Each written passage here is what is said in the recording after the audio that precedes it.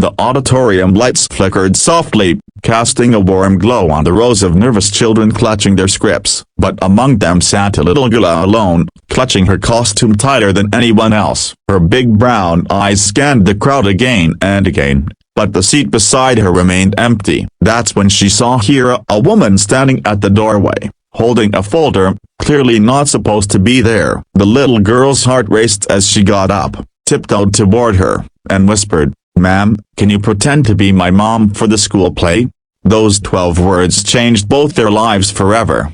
Ava Miller had come to the school by accident, or at least, that's what she told herself. She was there to deliver a set of marketing materials for her small printing business. It was supposed to be a quick drop-off, nothing more. She hadn't expected to be pulled into child's trembling voice or the sight of tears fighting their way down tiny cheeks. The girl looked no older than 7. Her hair was neatly braided, her white costume slightly wrinkled, and her shoes scuffed from nervous pacing. "I'm sorry," Ava said softly, bending to her level. "I don't think I can."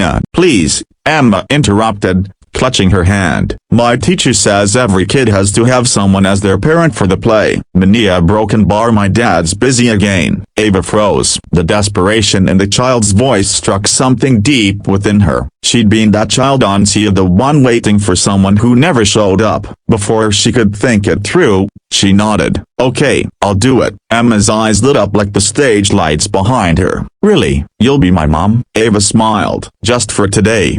The play began. Children danced, sang, and fumbled through lines, but all Ava could see was the joy in Emma's face every time she looked her way. When it was their turn, Emma ran into her arms during the scene where she was supposed to find her lost mother. The hug was supposed to be pretend, but neither of them let go when the scene ended. The audience applauded. Ava felt something she hadn't in years: a purpose, warmth, belonging. But as the curtain fell and parents gathered their children, a tall man in a dark suit stepped forward, his sharp gaze fixed on Ava. "Excuse me," he said, his voice low and controlled. "Why is my daughter calling you Mom?" Ava froze. Emma's hand tightened around hers. "Daddy, she helped me. You didn't come, and they said I needed a mom." She said yes. The man sighed, running a hand through his hair. "Ma, you can't just..." He paused, looking at Ava for the first time. "Thank you, a broken bar, I suppose." Ava nodded awkwardly. It was no trouble. She just needed someone. He studied her, then said quietly, "I'm Ethan Cole." Ava blinked. Cole. The name was everywhere: magazines, business articles, billboards. Ethan Cole, the billionaire CEO of Cole Enterprises. The man who built an empire from nothing and apparently had no time for anything else. Ava simply said, "I'm Ava. I run a small printing shop." Their worlds couldn't have been more different. But fate, it seemed, had plans neither of them could see coming. That night, Ava couldn't stop thinking about Emma, the warmth of her small hand, the way she smiled like she hadn't in ages. Meanwhile, in a high-rise office, Ethan stared at the framed photo of his late wife, guilt gnawing at him. Emma had stopped asking about her mother months ago, but seeing her on stage calling another woman mom reopened every wound he'd buried beneath work. The next morning, a soft knock echoed on Ava's shop door. She looked up, startled, as the door opened and Ethan Cole himself walked in, holding Emma's hand. "She insisted we come," he said awkwardly. "To thank you." Emma ran to the counter. "Miss Ava, Daddy said maybe you can come to my school picnic too, will you?" Ava hesitated, glancing at Ethan, who seemed as uncomfortable as a man could get. "I don't think Ethan interrupted. "You don't have to. She just..." "The broken bar doesn't have many people." Ava saw the exhaustion in his eyes, the kind that comes not from lack of sleep but from loneliness. "Okay," Ava said softly. "I'll go." The picnic was chaos, the kids laughing, running, teachers shouting, but Emma stayed close to Ava the entire time. They painted, played, and laughed until Emma dozed off on Ava's lap. Ethan watched from a distance, something tight and unfamiliar twisting inside him. When the day ended, as they walked back to the car, Ethan spoke quietly. "She hasn't been that happy in a long time. Not since her mother passed." Ava looked at him. "She's a beautiful child. She just needs a broken bar, someone to show up." He smiled sadly. "I'm trying." For the first time, Ava saw not the shot but a father. Flawed, broken, and trying his best.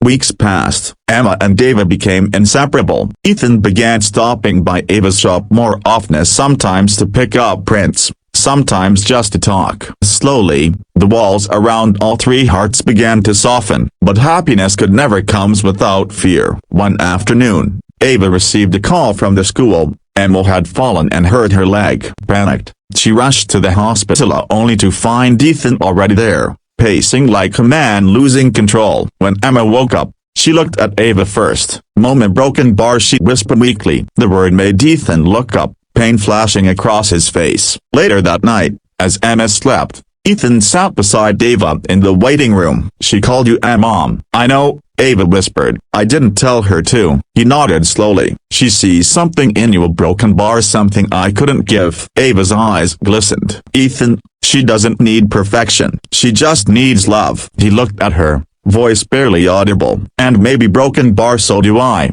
Months later, the school hosted another play, this time, a family theme. The auditorium was packed again, and Emma stood proudly on stage, scanning the crowd. This time, both her parents were there. Ethan sat with his arm around Ava, who smiled through tears as Emma sang her lines. When the little girl looked out into the audience and waved, her voice rang clear, "My mom and dad are here." The crowd clapped. But for Ava and Ethan, that moment wasn't about applause, it was about healing, about finding family in the most unexpected place. Because sometimes, love doesn't begin with the promise, it begins with a whisper, "Ma'am, can you pretend to be my mom?" And sometimes a broken bar, pretending becomes the most real thing in the world.